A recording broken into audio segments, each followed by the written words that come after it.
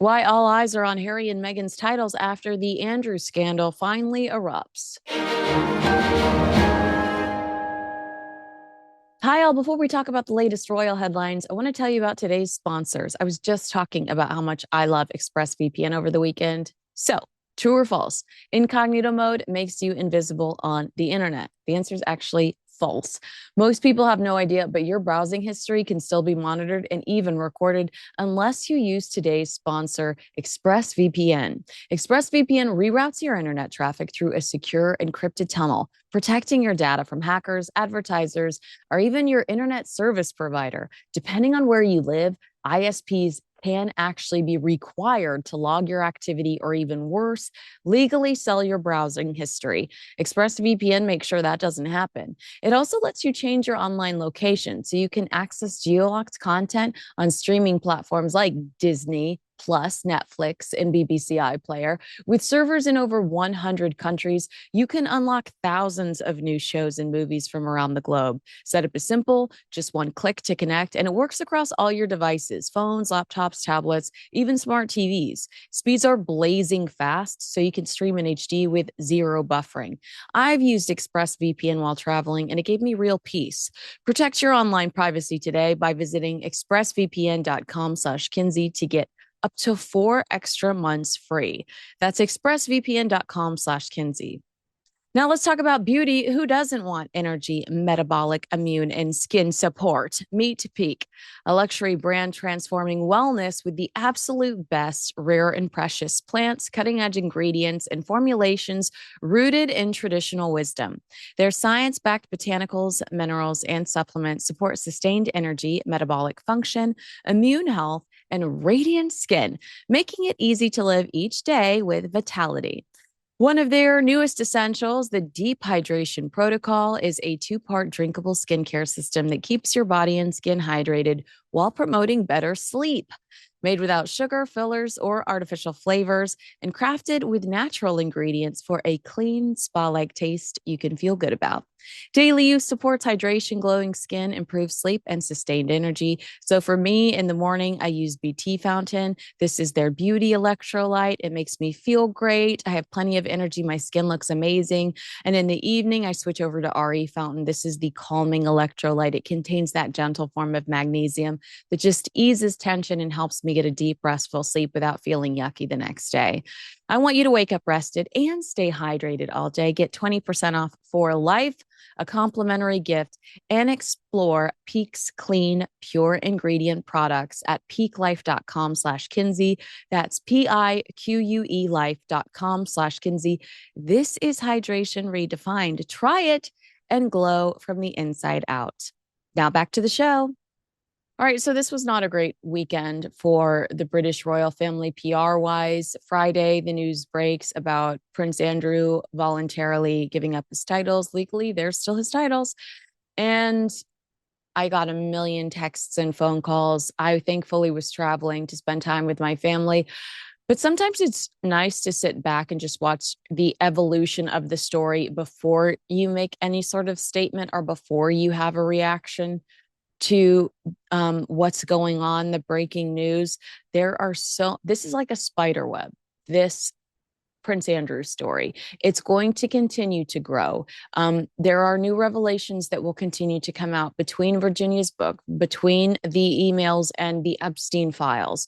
You know, I feel for the king, and we're going to talk about everything we know so far, but like I will tell you even now, like moments before I started this video, I scanned over an article in the Daily Mail that said that it was more than a 10-minute phone call between the king and Prince Andrew, where the king says, you need to give up your titles. This is getting ridiculous. According to the Daily Mail, the king threatens him that they will go through Parliament, that they will take the more difficult route, that will jeopardize the standing of the British royal family if they have to do that. It will jeopardize their headlines, the good work that they've been trying to do and will continue to try to do. So again, this is an evolving story. I'm glad I set this one out and didn't talk anywhere about it because people have very strong opinions about it. And I think um, it's going to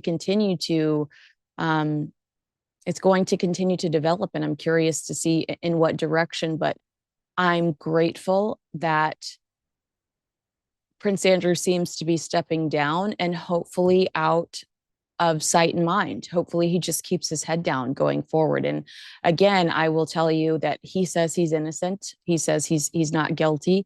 But as I've said before, common sense would tell us that if somebody is not willing to be honest with us about the last time they communicated with an individual, why would we believe that they were being honest with us about anything else?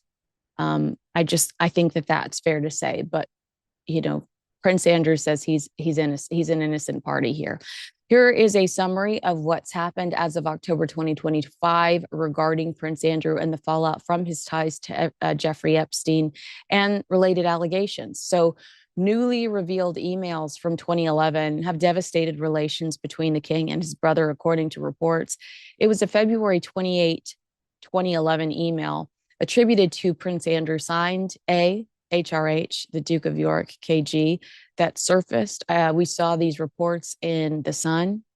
In it, he writes to Epstein, "It would seem we are in this together.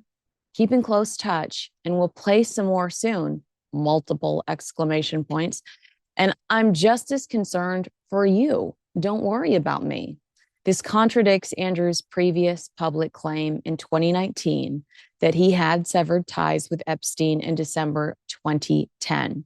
The email came the day after a photograph was published in 2011 showing Andrew with his arm around Virginia Giuffre when she was alleged to be underage in the Epstein network. Obviously, Virginia Giuffre is his accuser. On the 17th of October, Andrew issued a statement via Buckingham Palace stating, "In discussion with the king, we have concluded the continued accusations about me distract from the work of His Majesty and the royal family. I will therefore no longer use my title or the honors which have been conferred upon me." As part of this decision, Andrew has stopped using the Duke of York title, which I do believe was very important to him. He's also relinquished honors such as Knight Grand Cross and the Royal Victorian Order and Royal Knight Companion of the Order of the Garter. He remains a prince by birth and has not been legally stripped via Parliament. The titles, honors are simply no longer used by him at his request. Meanwhile, the Metropolitan Police Service in London is reported to be actively investigating whether Andrew asked a bodyguard, his police protection officer, to obtain personal information on Virginia Giuffre. The question is whether Andrew was utilizing government resources to try to tear down his accuser's credibility. And that would be a complete inappropriate waste of resources, right? So I understand why that would be investigated. The broader scandal has spilled over into other members of the royal circle. For example, Sarah Ferguson, Andrew's ex-wife, will apparently no longer be able to use the Duchess of York title, which she just had her own scandal, right? It was recently revealed in September 2025, this old email she'd sent to Epstein where she called him a supreme friend. Multiple charities cut ties with her in response. And again, I'll stress that Fergie's defense here was that she sent that email after Epstein threatened her and her daughters. Media and royal commentators frame this as a major reputational crisis for the monarchy. The fact that the emails challenge Andrew's previous narrative, plus the timing, just before the release of Virginia Giuffre's memoir, we're seeing some of those excerpts already circulating online, and they're not flattering whatsoever. They've increased that pressure. The move by Andrew to let go of his titles is considered by some observers a way for the royal family to distance itself from the scandal and attempt to, contain further damage, to which I would say you don't say. Why is that the understatement of the year? Because King Charles is on his way to meet with Pope Leo, and they're going to become, you know, it's the first British monarch and pontiff to pray together at a church service in at least 500 years. This historic moment at the Vatican could potentially be overshadowed by vintage emails from Prince Andrew. It's absolutely unacceptable. And then on top of it, the fact that the king is sick. I mean, I think that there's something really special about this upcoming trip to the Vatican. The king is sick. He has cancer. To pray with the new pope, it really should be all we're fixated on. And instead, there's potential for new revelations between multiple sources. And I'm sure that that's making the household courtiers PR incredibly uncomfortable, because I will tell you that in the last few years someone has sat down with Andrew and said, is there anything else that could come out? No, seriously, is there any potential that anything else could come out? And he probably said no. He probably said absolutely not. Yet here we are. So what it means now is Andrew's effectively alone on an island, just not that island. He has to stay away from working royals and keep his head down. The legal investigative angle remains active. There are no new criminal convictions, but the leaked emails and investigation by the Metropolitan Police signal ongoing scrutiny, right? Public and charitable responses continue to unfold. Charities are severing ties, public opinion growing more critical, and the monarchy is under pressure to show accountability. The full consequences, both legal and monarchy wise, are still playing out. Whether Parliament or letter patents will formally strip titles, whether more revelations emerge, how the royal family handles future fallout, you know, patience, only time will tell, right? This is a very difficult time for King Charles. No wonder he's got prayer on the brain. No wonder he's heading to the Pope to probably be like, no, seriously, I need all the resources I can get spiritually right now. Here's what we're going to be watching for over the next few days.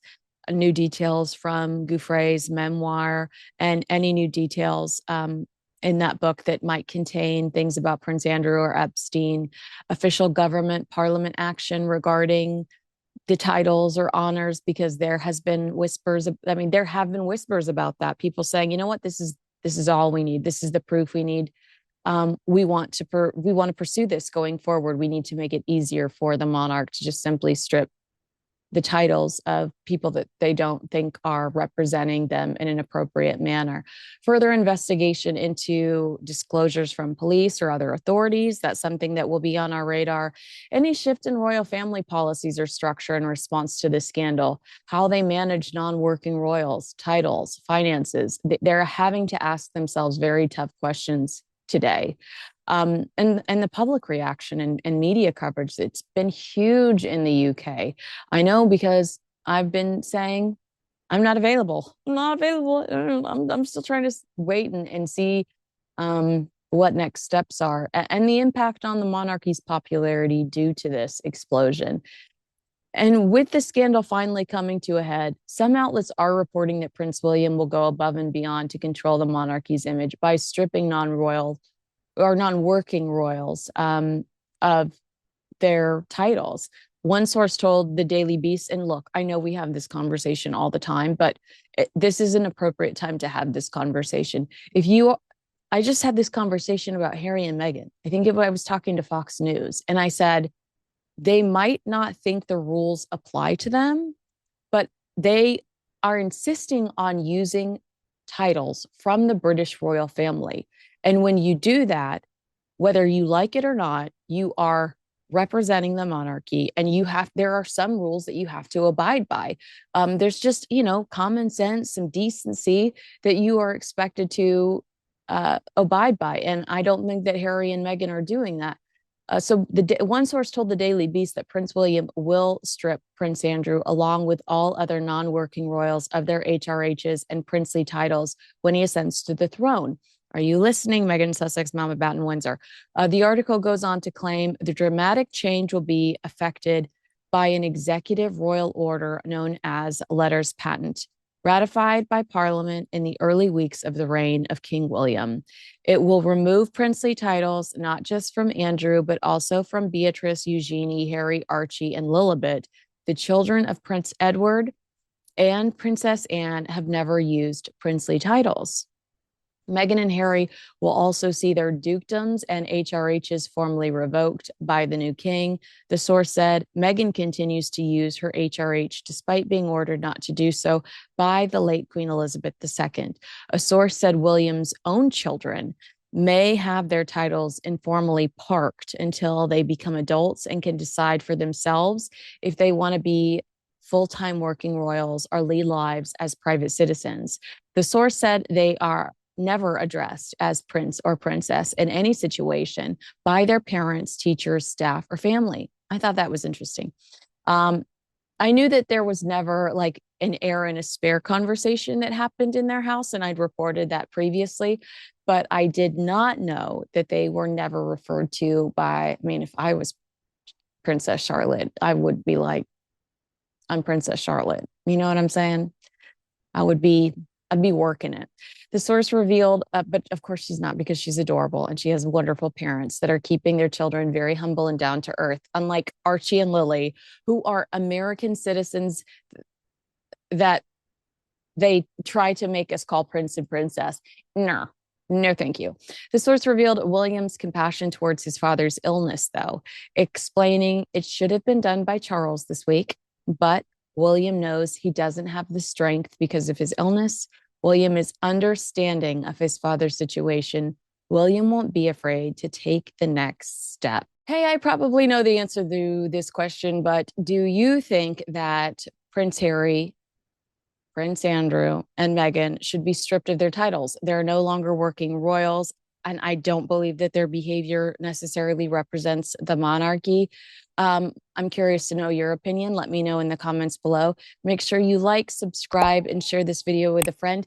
We'll continue to cover Prince Andrew here on this channel and the evolution of this story. We have a lot of interviews with Barry Levine, the author of The Spider, which is a book about Jeffrey Epstein. He talks about some of Andrew's alleged,